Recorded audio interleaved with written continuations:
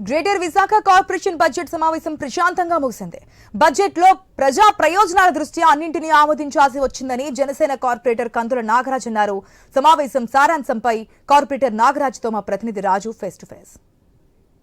Greater Visakha municipal corporation budget సమావేశం ఈ రోజు అయితే జరిగింది. మరి ఈ బడ్జెట్ సమావేశం ఎంత ఉత్కంఠగా సాగిందని తెలుస్తుంది. అసలు సమావేశంలో ఏంటి ప్రధాన అంశాలుగా చర్చలు జరిగాయి, అదేవిధంగా ఈ 2025-26 బడ్జెట్కి సంబంధించి ఎలాంటి ఆమోదం పొందింది తెలుసుకునే ప్రయత్నం చేద్దాం. మనతో పాటు కార్పొరేటర్ కందుల నాగరాజ్ గారు ఉన్నారు. సార్ చెప్పండి, అసలు ఈరోజు జరిగినటువంటి ఈ బడ్జెట్ సమావేశంలో వైఎస్ఆర్ కాంగ్రెస్ పార్టీ పూర్తిగా గైర్హాజరైంది. ఒక ముగ్గురు డిప్యూటీ మేయర్లు, ఒక మేయర్ తప్పించి మిగతా సభ్యులందరూ కూడా గైర్హాజరయ్యారు. ఎలా సాగింది సభ? వాళ్ళు వాంటెడ్గా వెళ్ళిపోయారు, కావాలనేసి వెళ్ళిపోయారు. అయితే ఈరోజు ఏంటంటే కూటమి ప్రభుత్వం అంతా కూడాను మరి వాళ్ళు పెట్టిన బడ్జెట్ ఇది యాక్చువల్ కదా. మరి ఈ ప్రభుత్వం ఇప్పుడు ఆవిడ మేయర్ గారు ఉన్నారు, ఆవిడ దానికి మేము అందరూ కూడా కూటమి ప్రభుత్వం అంతా మద్దతు ఇవ్వడం జరిగింది.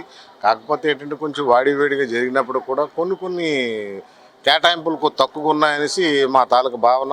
ఎందుకంటే మరి నేటి బాలల రేపటి పౌరులన్న ఉద్దేశాన్ని మర్చిపోయి మరి బాలవాడీలకు కానీ వైద్యానికి కానీ లేదంటే వాటి కోసం చాలా తక్కువగా 15 కోట్లు 20 కోట్లు కేటాయించారు.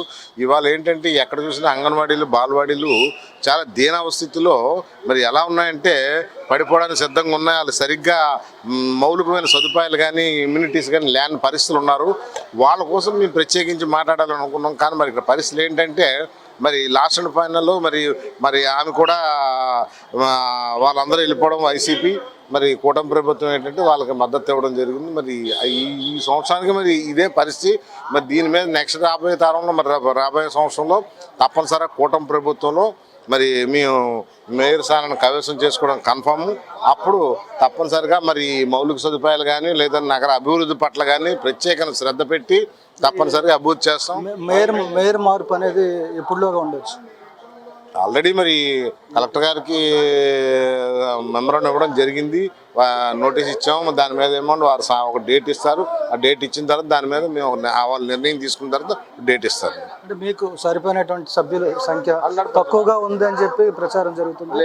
మరోవైపు మీరు కూడా క్యాంప్ రాజకీయాలు మలేషియా వెళ్ళాలని చెప్పి ఎక్కడో మీ పార్టీలో చేరినటువంటి కార్పొరేటర్లు వేరే ప్లేస్లో పెట్టారు అని చెప్పి భయపడుతున్నారని ఒక ప్రచారం ఉంది. ఏంటి పరిస్థితి? 100% 2/3 మెజార్టీ మాకు ఫుల్ మెజార్టీ ఉంది.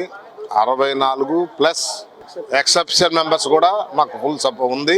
మాకేం భయం పడలేదు. 100% మేము గెలవడం అయితే ఖాయం, ఇందులో అయితే అనుమానం లేదు. కేవలం వాళ్ళు ఏంటంటే బూచిని చూపించి భయపెట్టాలని ప్రయత్నం చేస్తున్నారు తప్పితే వాళ్ళ దగ్గర అయితే పెడితే క్రాస్ ఓటింగ్ జరుగుతుంది. ఏదైతే మీ పార్టీలోకి వచ్చినటువంటి వైఎస్ఆర్ కాంగ్రెస్ పార్టీకి చెందిన కార్పొరేటర్లు కూడా తిరిగి వైఎస్ఆర్ కాంగ్రెస్ పార్టీకి ఓటు వేసే అవకాశాలు ఉన్నాయంటే లేదు. క్రాస్ ఓటింగ్ జరుగుతుంది ఖచ్చితంగా, కానీ ఆల్ సైడ్నే మాకు జరుగుతుంది. మాకు వాళ్ళే సపోర్ట్ చేస్తారు ఎక్కువగా, ఇందులో అయితే అనుమానం ఏం లేదు. మరి ఏదైనా క్యాంప్ రాజకీయం చేయడం అనేది రాజకీయాల్లో ఏం కొత్త కాదు. అది ఎక్కడికి వెళ్తాం, ఎప్పుడు వెళ్తామా లేదనేది ఇంతవరకు నిర్ణయం అయితే తీసుకోవాలి. Thank you.